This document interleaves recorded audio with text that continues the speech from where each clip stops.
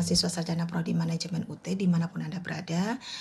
Perkenalkan saya Mika Sylvia selaku tutor online Anda selama 8 sesi ke depan di mata kuliah pengembangan produk. Background pendidikan saya adalah S2 di bidang MBA dari UGM dan S1 saya di bidang IT dari Gunadarma. Sedangkan pengalaman praktisi saya itu hampir 10 tahun saya bekerja di bidang IT dan manajemen, terutama di sektor industri penerbangan, IT services, pertambangan, heavy equipment, dan juga otomotif ya. Dan pengalaman mengajar saya itu sudah lebih dari 5 tahun di 2 perguruan tinggi swasta di daerah Serpong BSD. Oke. Baiklah, untuk deskripsi singkat materi yang esensial di mata kuliah ini, teman-teman perlu tahu dulu seperti apa ilmu pengembangan produk itu yang akan kita pelajari nantinya ya.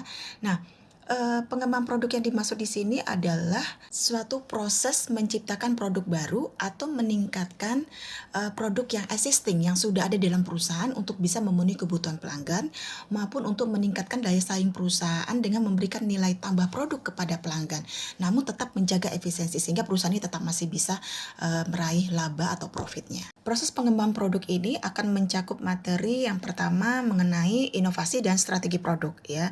Ini lebih kepada pencarian dan penyaringan ide soal produk ya, termasuk juga pengembangan dan pengujian konsep produk hingga bagaimana strategi nantinya mengenai strategi pengenalan atau pemasaran produk, strategi perencanaan produk, dan juga strategi persaingan produk baru yang semuanya akan dibahas rinci di sesi pertama dan kedua ya. Nah, di sesi pertama dan kedua ini juga masih berhubungan nanti di sesi ketiga, khususnya soal perencanaan produk tadi, ya, strategi perencanaan produk. Nah, di sini sebenarnya mahasiswa sudah masuk ke tahap di mana diharapkan nanti mampu menganalisa produk itu berdasarkan value-nya, termasuk juga menganalisa seperti apa dalam menentukan sebuah produk baru yang akan diluncurkan. Dan diharapkan juga di tahap ini mahasiswa mampu menjelaskan seperti apa proyek pengembangan produk itu dan seperti apa proses perencanaan produk itu. Oke, kemudian lanjut ke tahap berikutnya yaitu analisis lingkungan. Nah, ini ada di modul ketiga ataupun di sesi keempat ya. Nah, di tahap ini seharusnya mahasiswa itu sudah harus bisa melakukan riset pasar ya, baik melalui analisa pesaing maupun juga analisa pelanggan. Nah, setelah itu barulah melakukan segmentasi pasar produknya ini ada di mana ya. Dengan cara apa kita melakukan itu? Dengan melihat atau mempelajari seperti apa tren sosial produknya secara berkala gitu ya.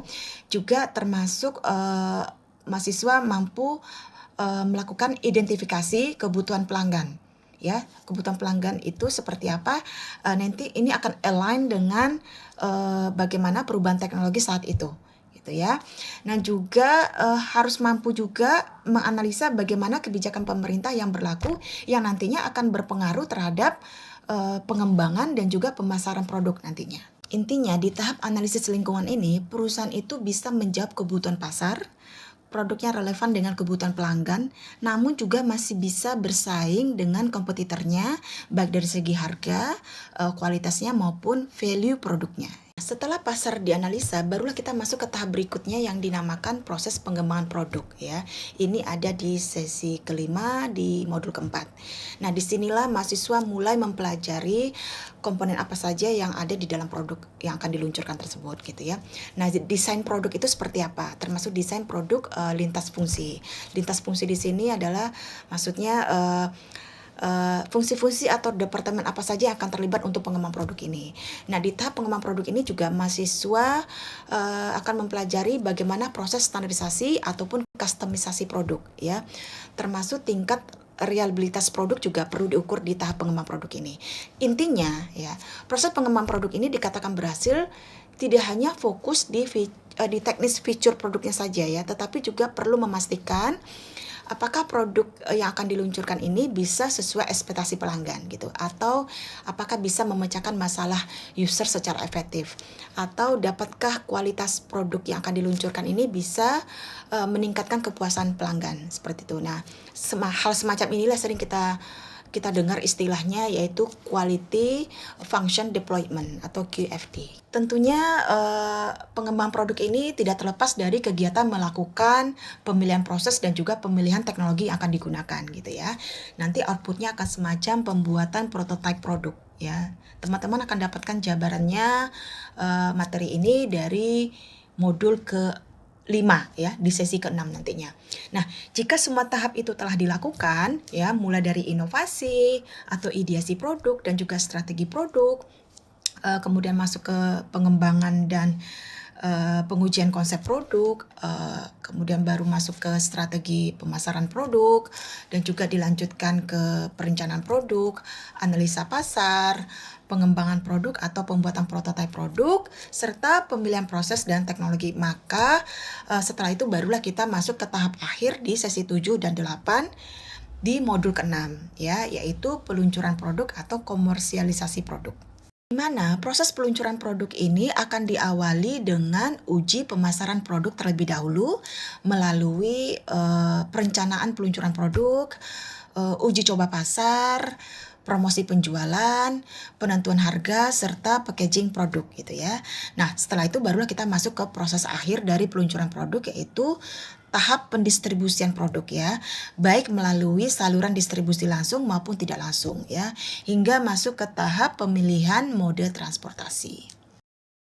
Baiklah, segitu dulu penjelasan singkat materi dari saya, dan untuk informasi rinci mengenai apa saja yang harus dilakukan mahasiswa selama mengikuti kegiatan tuton ini dan tugas apa saja yang harus dikerjakan, itu teman-teman bisa baca selanjutnya di file RAT yang ada di kolom rancangan aktivitas tutorial di bawah tayangan video ini ya, di laman pendahuluan aplikasi e-learning UT.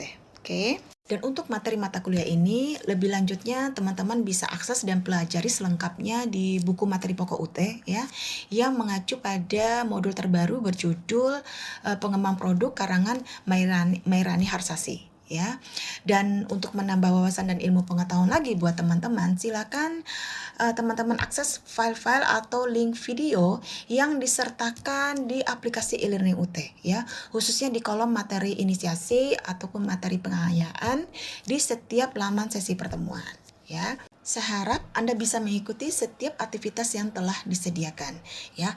Ada satu hal penting yang tidak bosan-bosan saya ingatkan kembali, bahwa setiap pengerjaan tugas maupun jawaban diskusi ya, harap memperhatikan aspek originalitas penulisannya atau hindari plagiarisme dalam bentuk apapun, termasuk mencontek jawaban dari teman lainnya gitu ya.